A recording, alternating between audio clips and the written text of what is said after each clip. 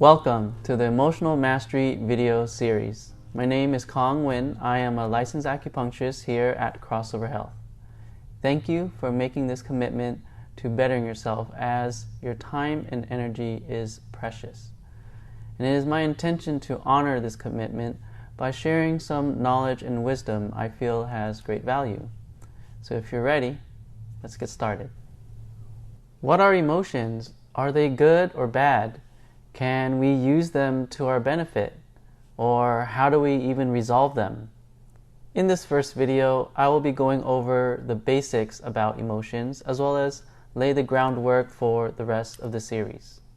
Afterwards, each video will go over an emotion and its functions in more depth before putting things all together and wrapping things up in the closing video.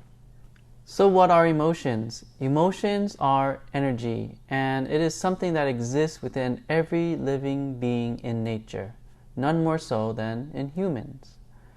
In fact, I would say that it is our vast array of emotional expression that makes us uniquely human.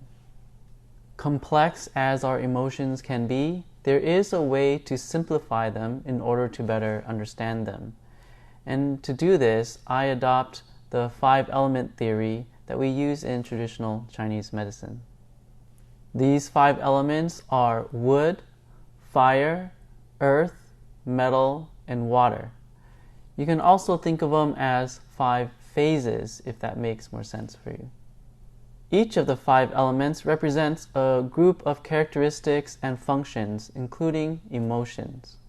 The 5 emotions are anger, happiness and joy, worry or bargaining, grief and sadness, and fear. Which element each emotion is associated with, as well as why, we'll cover more in depth in the following videos. Also, I want you to know it's quite difficult to really choose one word to fully illustrate what we're trying to describe. Such is the limitation of language in general. So I want to take this moment to really emphasize that you focus more on the meaning I'm trying to convey as opposed to fixate on the particular word I'm using. Names and labels are only used as reference points, and it is the functional aspect of the emotions I really want you to pay close attention to. So what is emotion? Emotion is essentially energy. Depending on the manifestation of this energy, it has a particular effect on our mind and body. And with that, we have a way we can use it. To put it simply, emotion is energy and energy is function. When we understand the function, we understand the emotion. Effectively using and expressing our emotions is a big part on whether it gets resolved or not. Should it not get resolved, that emotion and energy will continue to build and result into what we refer to as stress. Emotional stress is essentially unresolved emotions. And if we want to resolve our emotions, understanding the role our emotions play in our lives is critical. It's important to note that no one emotion is good or bad. The question is whether it's too much or too little, excessive or deficient. When there's too much of an emotion's energy, it clouds our perception. You can say that this clouded perception is really what makes us irrational. It's not so much that our ability to think and make decisions suddenly changes. It's that due to this clouded perception, the information that we are receiving and interpreting becomes inaccurate or false. Should those things actually be true, actually our decision making or how we respond to things wouldn't be considered irrational. It's irrational specifically because we are making our decisions based off of bad information.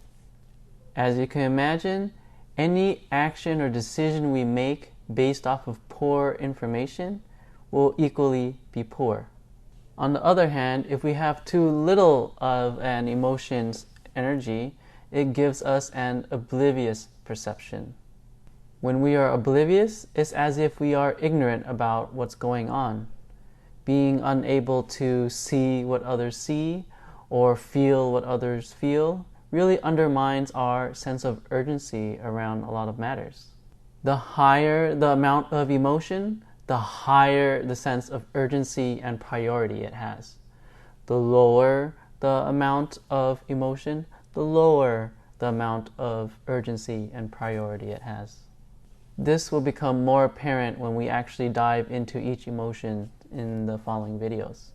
Speaking of which, I really want to break down the basic framework in which we will be covering each emotion.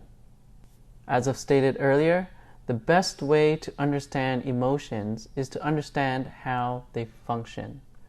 So to start off each of the 5 elements, I'll be sharing which direction that element's energy flows, as well as which emotion it represents.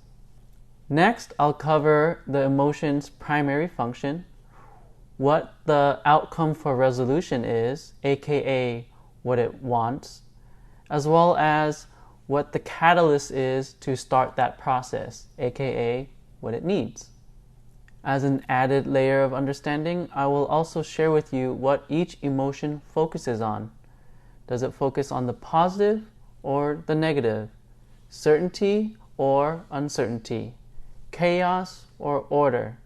Also, in terms of time, does it focus on the past, the present, or the future? Lastly, I'll give some examples on how each emotion looks like when there's too much or too little of it, how it might manifest when it's balanced, as well as some ways to properly express them. I know this might seem like a lot initially, especially because I am introducing a lot of new ways of looking at emotions, but I promise you, it is surprisingly simple. And that's what experts do. We take complicated concepts and simplify them in a way for the greater community to understand and use. But I don't want you to be content with just simply understanding something so foundational to our lives, this being our emotions. I want, and I'm sure you want, to actually master your emotions.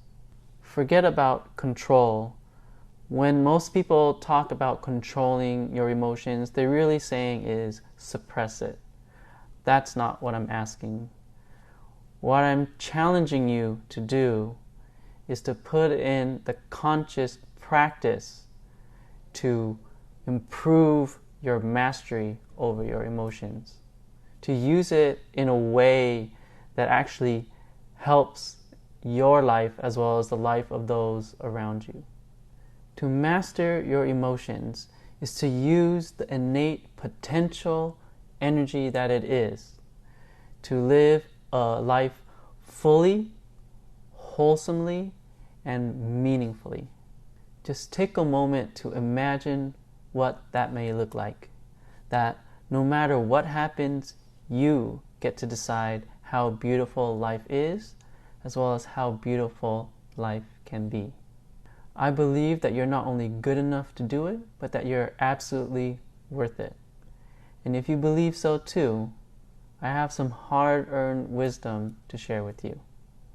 So join me, but be warned, you might not see the world the same again.